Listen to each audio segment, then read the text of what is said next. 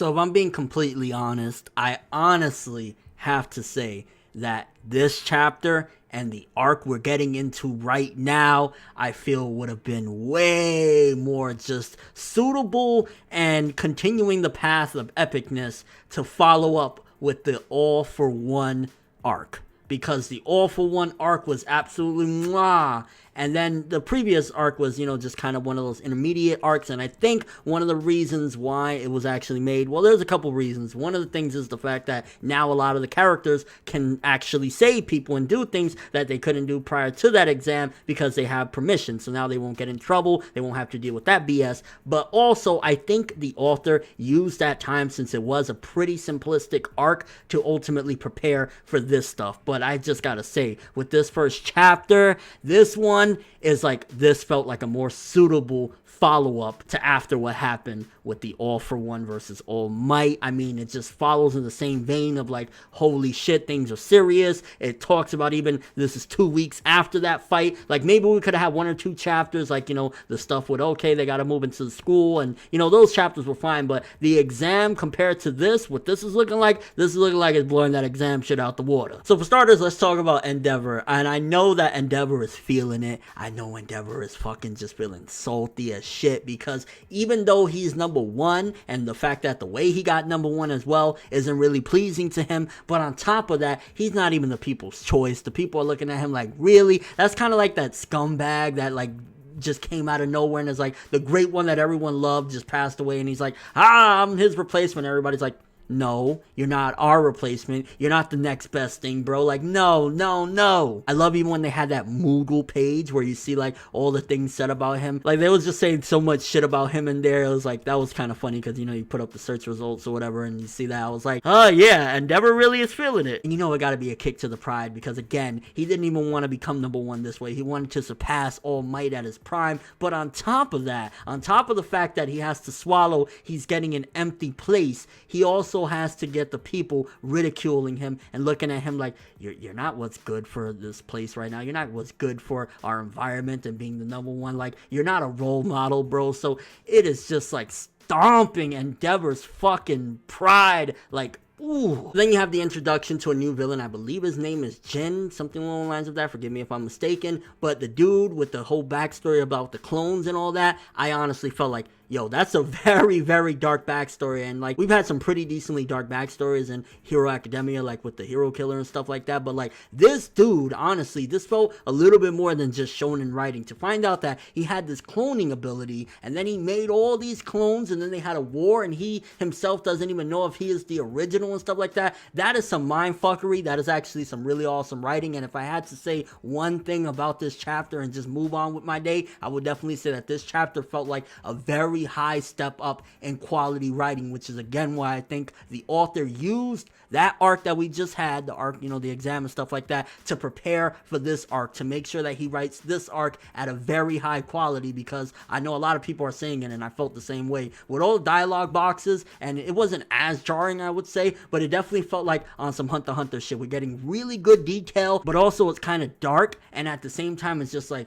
whoa, this is some next level shit. Like, Hero Academia is trying to continue the consistency. I think the author felt it and felt like people were like, oh, that arc was alright, but yo, can we get back to some of that really epic shit that we had with All for One? We also get a lot of the world nowadays, so essentially the world building of what's going on right now in the Hero Academia world, and I'm loving that they're continuing again from what happened with All Might no longer being the symbol of justice.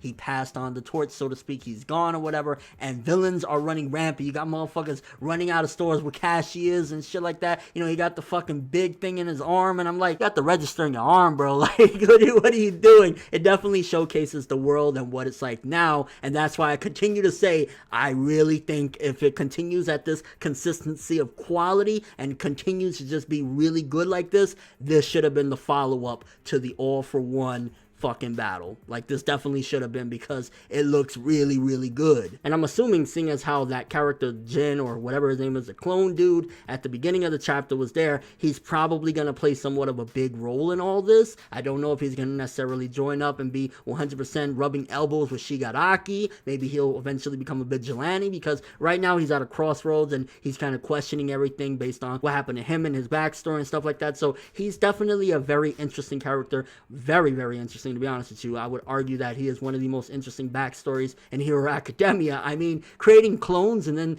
killing each other, having a war, a massacre and shit like that, and then not even knowing if you're the original you, like, that's some mindfuckery shit. But then you also see in the background, which it seems as though the author continues to tease from last chapter, Shigaraki is in the background and he's getting ready for something nasty. Now he got that little DNA stuff from Deku, so God knows what he's gonna do with that. But then also now he's trying to gather up all the villains that he possibly can, so something fucked up is gonna happen. Something is getting ready to go down, and I'm really curious what he's planning, because again, the torch was passed to him. He's taking up what All For One was trying to accomplish. He's, you know, just being the straight up main villain, just like Deku was taking on what All Might left behind. And again, I love the fact that in the beginning of the series, you assume that maybe Bakugo or even Todoroki were gonna be like, you know, that big Naruto to Sasuke shit, but the author threw us for a loop and showcased that Shigaraki is actually the one that's gonna be the true rival, and he's gonna be the true final threat in the series to Deku. And then that last page, that is what I loved about Academia. That is why I decided to get back to reviewing My Hero Academia, because that arc, All For One, baby, that arc, and then to see the ending of this chapter. Honestly, my favorite part of the chapter was the last page, which we had some really good stuff, some really high quality writing. We had that brand new villain, Jin or whatever, the clone dude. We had a lot of good stuff in this chapter, understanding the world of My Hero Academia. And the last page, again, like, honestly, that last page was my favorite part. Like, even though we had some really interesting shit, the world building of what's going on in the world around that new villain Jin or whatever, we had quite a few different things going on. And honestly, again, I will continue to say I think this should have been the successor to the previous arc. This should have been what followed up, instead of having, you know, the exam stuff or whatever. But I don't want to keep harping on it, because I know there's fans of it and they're gonna be pissed thinking I'm hating on it, when in actuality I thought it was an okay arc. Just this seems like it's gonna be a lot better, and a lot better of a follow-up to the epicness we had with All For One. But seemingly with All Might showing up and saying, yo, we need to settle this and stuff like that, I'm kind of curious what he has in mind. I mean, does he really think, is he at that point still gullible enough to think that All For One is going to say, you're right, I'm going to have a talk with Shigaraki, I'm going to sit the little lad down, we're going to fucking have a couple crumpets and it'll be a tea, mate, and we'll fucking settle this, or I'm going to fucking put it down. Like, come on, bro, like, don't be gullible. Like, even if All For One says anything, which I think at this point, especially the fact that he's all tied up and he has tubes and all this shit, like, I doubt he's going to just say,